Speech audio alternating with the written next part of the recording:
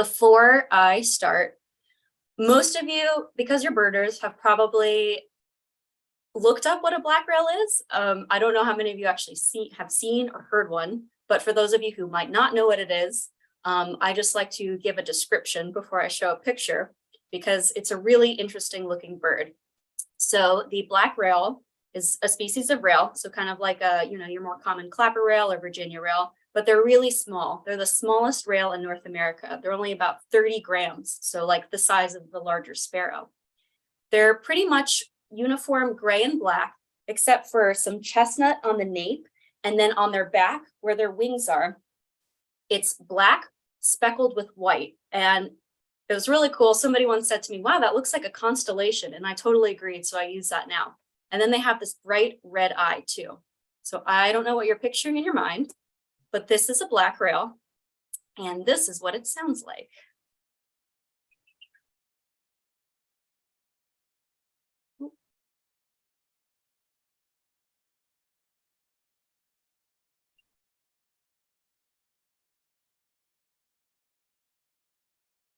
So that is its most common kikidu or kick curve vocalization.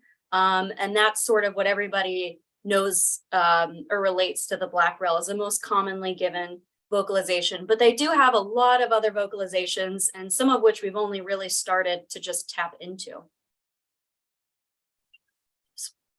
So just to go over what I'll be talking about today, we'll go over the range of the eastern black rail, the ecology, its conservation status, the threats that it faces, and then I'll talk about the project that I've been involved in, which is entitled or nicknamed the Firebird Project.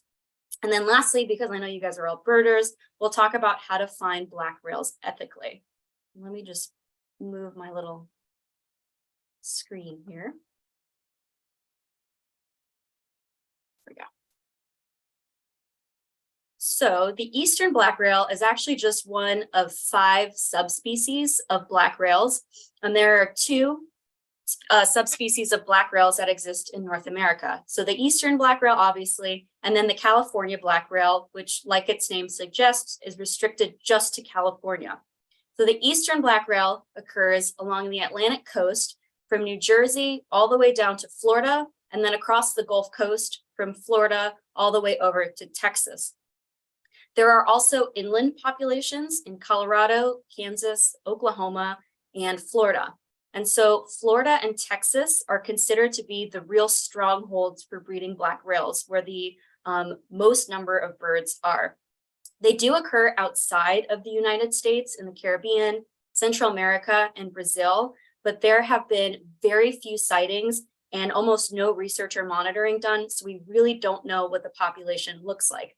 And I should say this range map looks a little funny because it doesn't show all of the Northeast, but that's because birds have been really declining there the most.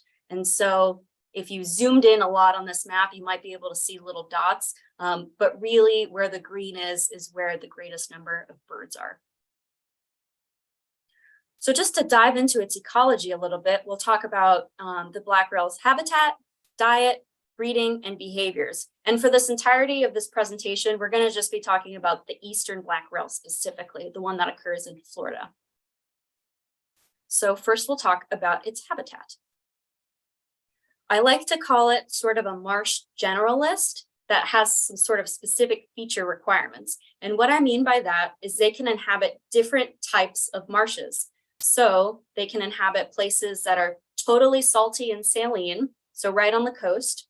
They can inhabit places that are totally fresh, inland, and they can inhabit places that are brackish, or both salty and fresh. But the common feature of all of these marshes is that they have to have this proper vegetation structure and composition. So if you look at the photo here on the right, that's actually one of our study sites. You'll see that from a human's eye view, if we were to walk out there, it would be really hard because that grass is really thick. And yes, we do stumble and trip and fall and look really silly when we're walking through it.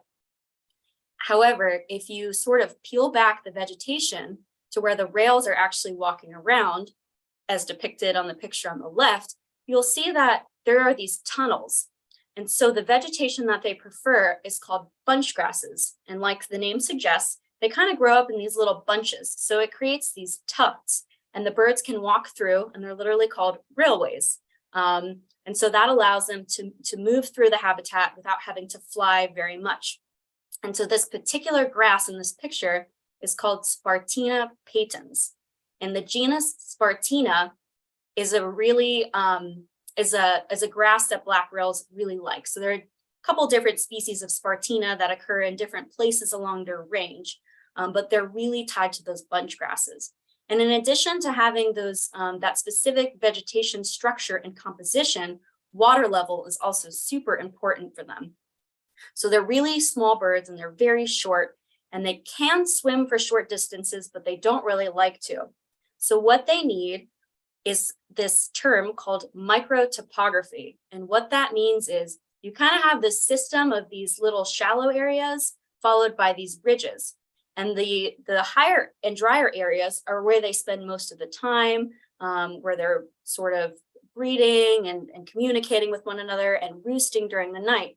But they need some shallow water nearby to be able to forage, because that's where most of their prey items are. And so on the coast, especially in Florida, we commonly find, well, I shouldn't say commonly, they're not common, but most commonly you're going to find them in what's called high marsh habitat. And the high marsh is this zone between the low marsh and the uplands. And so all the way to the right here, you have open water followed by your low marsh, or your regularly flooded zone. And so during daily high tides, this is completely covered in water. If you go up a little bit in elevation, that's where your high marsh is. And the high marsh really stays nice and dry most of the time, except during storm and extreme tidal events. And then if you go a little up in elevation from there, you get to your uplands. And so the high marsh kind of faces threats from both sides of where it is. So climate change is causing sea level rise, and that is pushing more and more water up into the high marsh. These plants that exist here are not as tolerant of water as plants in the low marsh. So what's happening is we're seeing a transition of the low marsh pushing up into the high marsh. In addition, from the uplands, if you don't burn them enough, applying fire literally to the landscape, what happens is a lot of woody shrubs start to pop up in your high marsh, and the black rails really don't like that. And just to get into a little thing about prescribed fire here, I don't know how many of you are familiar with it or have heard of the term, but the purpose of prescribed fires are to mimic natural disturbances. And so historically, before most of us were here, before houses were here, before developments were here, what happened was lightning strikes would hit, and because there were no roads or anything to block those fires, they would spread over large swaths of the state very frequently. Florida is actually considered to be the lightning capital in North America, so we get a lot of lightning hits here in the summer. And what researchers found was that on this map, the majority of Florida burned between every 2 and 5 years. Those gray areas are times or places where Florida went longer times without burning. And if you see, this is the Everglades, which historically, right, wouldn't have burned very much because it's so wet there. But for the most part, 80 to 90% of Florida was burning pretty regularly. And they approximated that 20% of Florida burned every single year, which is pretty amazing. And the benefits of burning are that it reduces hardwoods. So a lot of the forests you see today that have a lot of oaks and shrubby things in them actually historically didn't look like that. A lot of Florida was these pristine pine forests without a lot of those oaks. And so prescribed fire helps to reduce those hardwoods, encourages the production of food plants that wildlife likes to eat, and it also reduces fuel load to reduce the threat of wildfires happening like they are out west. And so what managers do these days is they go out into natural areas and they apply the fire themselves. Now, because we have to worry about development, we do these at times that aren't necessarily the same times that they historically would have burned. So this little figure on the right shows when historic lightning fires would have occurred kind of from, late April into July versus when we're burning them now.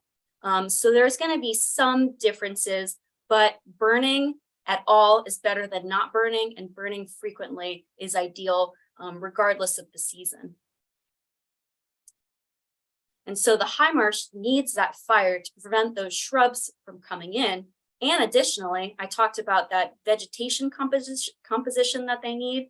Well, if you go too long without fire, that grass gets so thick that it lays on top of itself, and it really obstructs those railways, so the birds can't move that easily. And so what kind of behaviors do these rails have? Well, they're very, very cryptic. They are partially migratory. However, we don't know how many are or where they are migrating from and to. We suspect that birds in the northern states are coming down to the Gulf Coast and in Florida to spend the winters, but we just don't know their proportion yet. They're very secretive, so they don't really vocalize very frequently, and they tend to not fly because they've got those awesome little railways that they can go to. They don't need to pop up. This is one of the only photos I could actually find of them flying, and that photographer must have been so happy to get that shot. I can't even imagine. These birds are also crepuscular, and that means that they're mostly active doing all of their foraging and breeding and other activities really early in the morning around sunrise and then late in the evening around sunset. So they're really not very active in the middle of the day. Additionally, they have relatively small home ranges, only a couple of acres in size, so they're not really moving around too much on the landscape either. And because they're so secretive and they're so spotty, even if you have an area that looks like it would be pristine habitat, there's actually only about, I think it's a 25 to 30% chance that a black rail could be there. And with them declining more and more, that number is expected to also continue to decrease. So what do they eat? We don't really know. There's only been a couple of studies that have looked at specimens and fecal samples, and this has only been done on a handful of rails. So we know that they eat seeds sometimes in the winter of different bulrush species and cattails, which are common in the marshes that they are in. They also eat aquatic beetles, grasshoppers, snails, some aquatic spiders, and ants. But that's about all we know from a couple of specimens. And so that's something important for future work that people need to focus on, because we need to know what they're eating in the habitat to be able to know what the best sort of habitat is. And then breeding. So I don't know how many of you have seen this graphic on the left, but this is what's called an annual cycle figure. So in the outer rings here, it shows each month of the year, January, February, March, etc. If we go to this lighter inner ring here, this shows the molt, when birds are changing out their feathers. If we go up one, this shows when they're breeding. And then if we go out one, this shows when they're migrating. And as you can see, every single one of these lines has question marks, because these are all really good guesses or based on not a lot of data. So there's a lot to be learned about when these birds are molting, when they have young and eggs, and when they're migrating. And this is the only picture I also found of a black rail nest. And this was taken 40 years ago, which is pretty amazing. And I don't know about you guys, but to me, I was really surprised at how big those eggs were based on how small the black rail is. So we do have a colleague in South Carolina who works for the Department of Natural Resources there. Her name is Christy Hand, and she has the dream setup for black rails there. She actually has a population that has color bands on it, which is pretty much unheard of, but she has these camera traps set out. So they do recite the same color banded birds. And she places the camera traps out where she thinks the birds are going to be breeding. And she did this enough times that she was able to write a paper on those very things that I just mentioned that people don't know a lot about. So the paper was called A Window into the Breeding Ecology and Molt of the Eastern Black Rail. And these are what the chicks look like. They're very, very adorable and fluffy. And from this study, she learned that On average, the brood size or the number of chicks they have is between 1 and 7. The incubation period is 26 days, and incubation starts when that first egg is laid. So typically for birds, they'll lay 1 egg a day. So if their brood size is 7, it'll take them about a week to lay all of those eggs. But the incubation starts when that first egg is laid. That's about 26 days. And then fledging from the nest occurs at 40 days. Well, rail chicks, kind of like ducks and turkeys, have chicks that are what's called precocial. So these guys are born pretty much ready to walk around. They've already got downy feathers to keep them warm. Their eyes are open and they can see. And that's unlike a lot of our songbirds that are born what's called altricial, or they are blind, they don't have feathers yet, and they need a lot of tending to before they can leave the nest. So these guys, when they're born, can pretty much walk around the nest, but they always come back in so that the mother can come sit on them and keep them warm at night. So fledging is not necessarily from the nest for them, but that 40 days is when they're completely independent from the nest and don't need to come back to it. So from her study, we've learned a lot about this ecology that we didn't know about. However, this is only from one population in one state. So there needs to be a lot more work done across different areas of their range and in different types of habitat to get a better idea of when this is happening in other regions. So unfortunately, I've alluded to this, but black rails have been declining throughout their range. The map on the left shows the breeding distribution between the years of 1836 to 2016. And there's a little bit of overlap, but the graph on the right shows breeding distribution after 2010. And this is done county by county. And what you can see is that black rails have been completely extirpated or don't exist anymore in several states. Additionally, the number of confirmed breeding, which are those red dots, has declined a ton. I think it looks like there are only a couple counties after 2010 that these birds were confirmed breeding in. And this isn't eBird data or anything.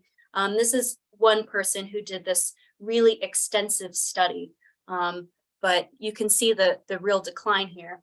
And because of this, black rails were listed as threatened under the Endangered Species Act back in 2020.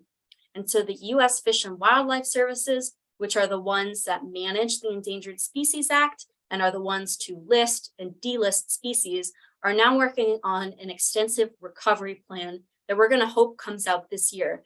And the recovery plan, like it says, is going to outline ways that we can improve the habitat and improve our research and monitoring efforts for these birds to hopefully curtail that decline and get them back to a stabilized population.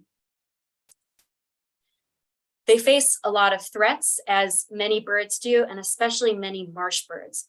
And so habitat fragmentation, alteration and conversion.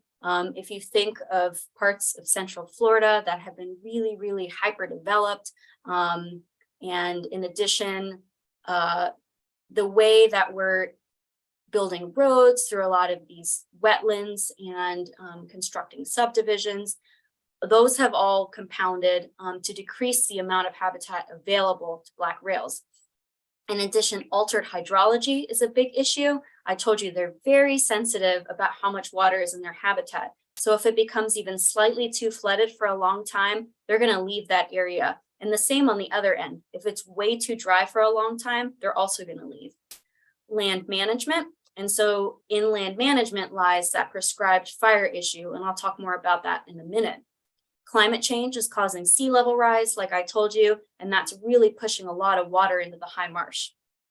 Oil and chemical spills are problems, especially on the Gulf Coast, where we have a lot of rigs out there and there's a lot of oil extraction going on. And then finally, human disturbance. So unfortunately, sometimes birders can kind of love birds to death, if you will. And so there have been issues with birders going around and tromping around so much that they destroy the habitat, that they can accidentally step on birds. So we have to be really conscious of birders to be better stewards of the animals that we're trying to see. So I'm really going to focus on this land management aspect here when I talk about the project that I've been involved with. And that's the Firebird project.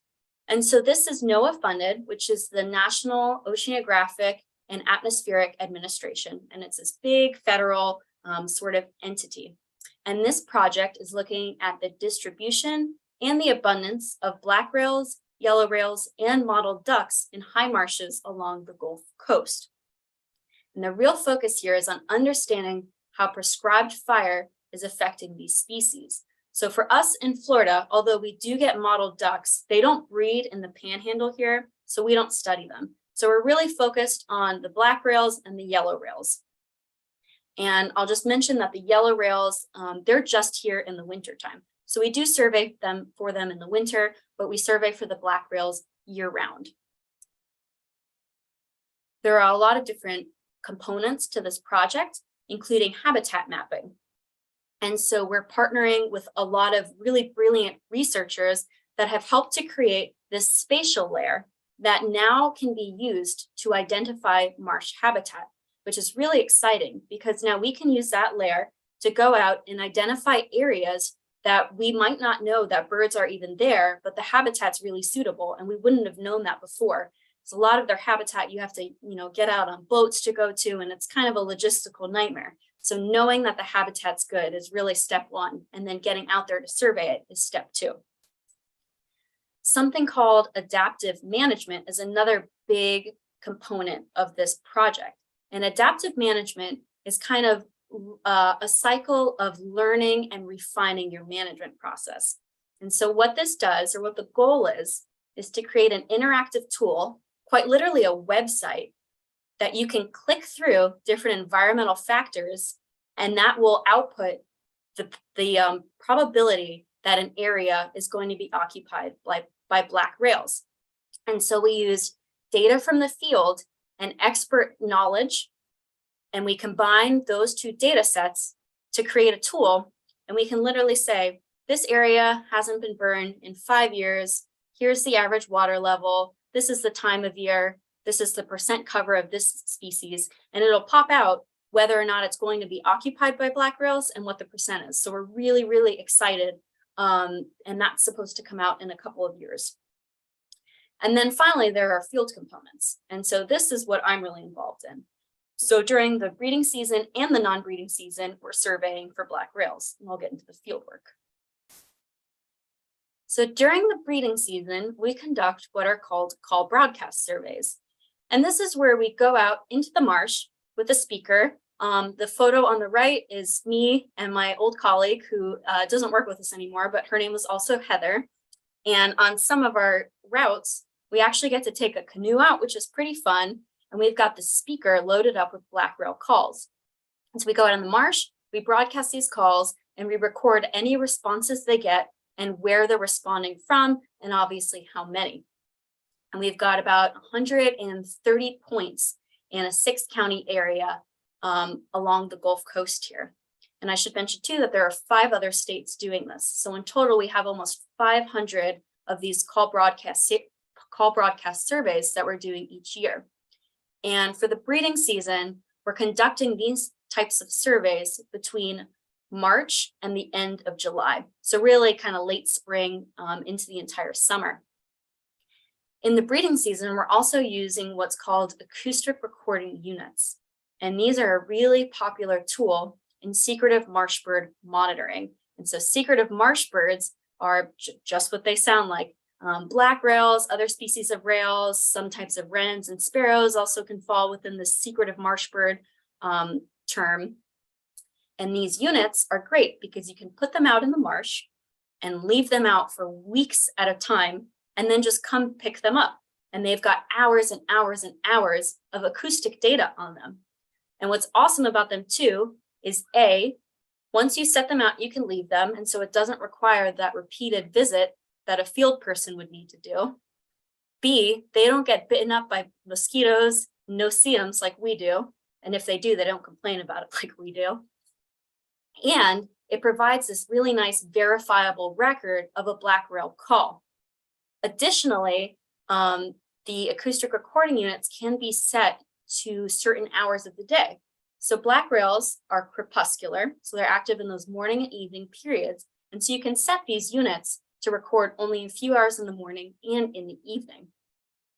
The sort of downside of acoustic recording units is that they produce a ton of data. I mean, you're collecting hundreds and hundreds of hours. And so once you collect it, what do you do with it? How do you know if a black rail is there? Do you really just sit and listen to all of it? Thankfully, no, because then I don't know if I could do that. But we have partnered with the Cornell Lab Center for Bioacoustics.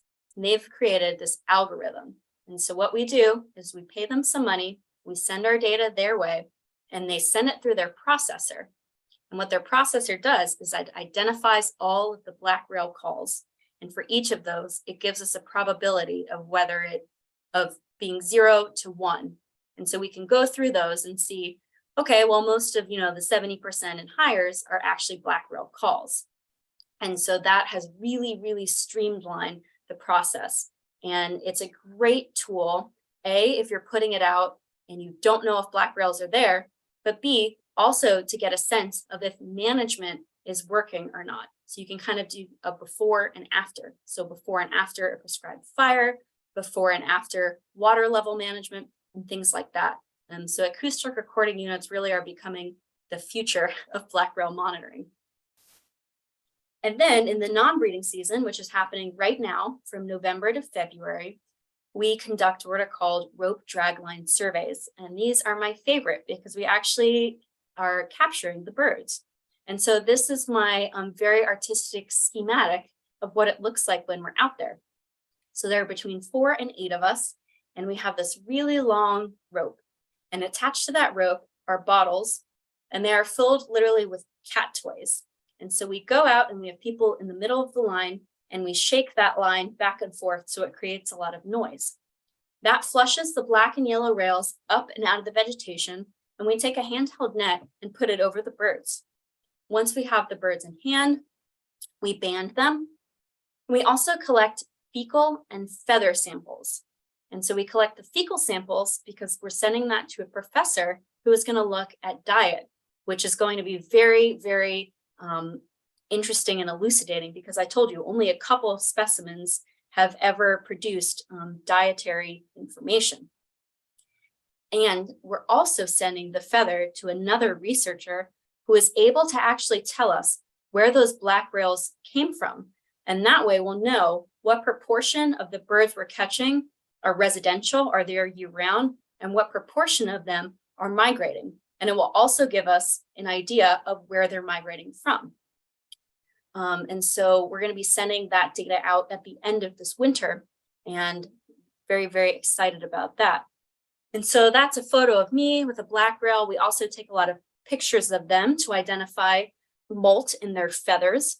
The one on the top is a female, and the one on the bottom, I believe, is a male that we caught another night. So really, really beautiful birds. And yeah, the winter work is a lot of fun. Year round, we also conduct vegetation sampling. If any of you are interested in going to a wildlife career, I think you will quickly realize that so much of wildlife work is actually getting out in the habitat and sampling the habitat. The wildlife stuff's kind of the big treat there, but you're going to spend a lot of time in the habitat just figuring out what they're using and what they're not using. And so for these sort of samples, we're really looking at the species composition of what different grasses there are, their percent of those woody shrubs that I mentioned that they don't really like. We're also looking at the density and the height of the grasses, and what's called the duff layer as that relates to those prescribed fires. So the duff layer is this accumulation of dead layers of vegetation that build up, and those burn through really quickly when a fire comes. And so measuring those can help us determine how a fire is going to move through an area. And so I don't have any real true results right now because we're only in year 3 of a 5-year project. But if you ask me to come speak again in a couple of years, I'll have some really conclusive results for you guys. But just from the couple of years that we've done this, we can say that the Florida Panhandle, thankfully, still has a strong population of black rails. We have also confirmed that they do require those bunch grasses that need to be burned every couple of years, kind of on a 2 to 3 year basis we're seeing is ideal, to reduce the encroachment of those woody shrubs and to maintain those railways for them to walk through. Their detection rate is approximately 20%. And what that means is if you go out to a marsh and it is occupied by a black rail, on any single given visit, you have a 20% chance of hearing it if you've got a speaker, which is pretty low considering most other birds are well above 50. So that gets to their elusiveness there. We've also found that those acoustic recording units, or ARUs, are really an efficient way to detect black rails and save a lot of time and field effort, although they are not quite as good as the human ear, and it has the drawbacks of you can't tell where the birds are necessarily calling from, so you can't get an idea of distance, and sometimes it can be really difficult to parse out if there are two birds calling on an ARU versus if a person's out there. It's kind of easier to distinguish if more than one bird's calling. We also found out that the peak breeding season in our region appears to be from mid-April to mid-July, and we determine that by how frequently they're calling back to us when we're going out in the habitat. And then finally, and this has been a really interesting part of it for me, but birds are actually social in the winter, which we just assumed that they'd be very sedentary, hanging out by themselves, doing their own thing. But what we found is that almost every time we flush a black or yellow rail, it's with one or two other individuals. So they're definitely congregating together. And it's not known yet if they're family members, if they're pairing up for the breeding season, or what that might be. So that's something that I definitely want to focus on later. And so our future work is going to continue those breeding and non-breeding season surveys for the next 2 years, and then to write up scientific papers on the data that we've collected. And one of our big end goals is to create SOPs, and that stands for a standard operating protocol. And it's essentially just a guideline. So we want to create these guideline documents for how to conduct black rail surveys. And this is going to be a very useful tool for managers and researchers who are interested in determining if they have these species on their landscape and how to manage for them properly. And if they would like to conduct research, we're going to develop protocols on what sorts of research needs to be done and in what kind of fashion they should go forth with it. And then the last component, and this is the one I'm also most excited about, is we got a permit because these birds are federally listed. We need to go through a lot of permitting processes to do what we need to do. But we're actually going to use telemetry to radio track black rails this year. And we're going to deploy our first tag in a couple of weeks. And so I'm really interested in finding out what their home range is, because there's not been a study done in Florida since 1998 about their home range. And it was done on a study site several hours away. So we think that the home range here could be different than other home ranges that have been looked at in other parts of where these birds are. We are also going to look further at habitat selection within those home ranges. Hopefully we'll get to nesting ecology if we're able to successfully track black rails to their nests. I have heard it is extremely difficult. And so I'm just keeping my fingers crossed that we're able to do it successfully to get an idea of more of that nesting ecology information, as well as what are the main causes of nest failure. Right now, it's assumed that sea level rise is causing too much flooding because they don't build their nests very high up in the vegetation. And so there's been one study done on nesting ecology in Florida, and that was also done in the late 1990s. And out of 6 nests, 3 or 4 of them flooded out. So I hope that we don't see the same thing here, but I'm excited to try and get at that information. And then we also are going to track rails while prescribed fires are happening to see where these birds are actually going and how important that microtopography might be for them to seek refuge, or if they're using completely different types of habitats when the prescribed fires are coming, like going into the low marsh where it's wet, or perhaps going to other parts of the uplands that aren't burning. And then lastly, because you're all birders, how to ethically find a black rail. These birds are extremely sensitive. And so I have unfortunately seen the negative end of birders really just not being ethical when trying to find them. So I want to instill this in you all. You can ethically find them. It's very difficult to do, but it can be done. Really understanding what their habitat is key. So look through the literature, ask me questions. You can send me pictures and say, do you think a black rail would be here? And I'll tell you whether I think it looks suitable or not. Know the different types of calls. So there are a lot of resources online.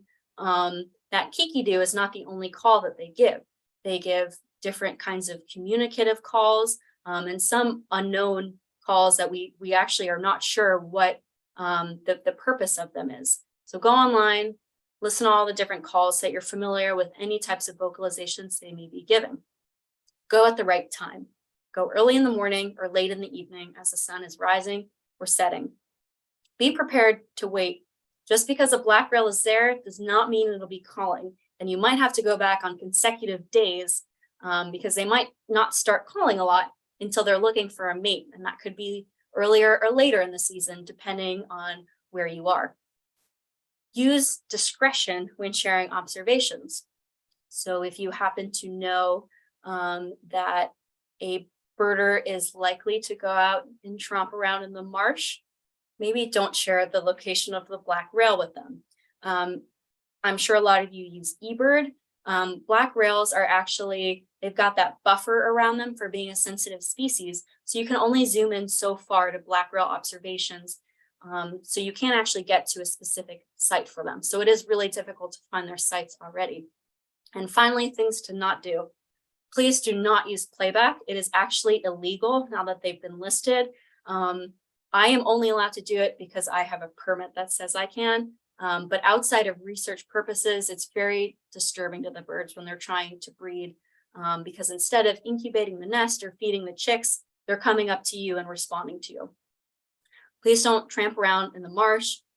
These grass species are very sensitive to when we step on them. They take a long time to grow back up, unfortunately.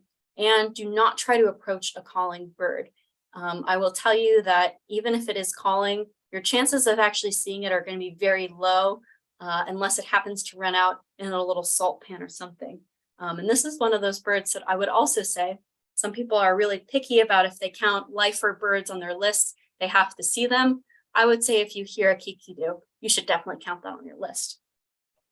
And so with that, I am happy to answer any questions, and my email is on there too if you have any questions later as well.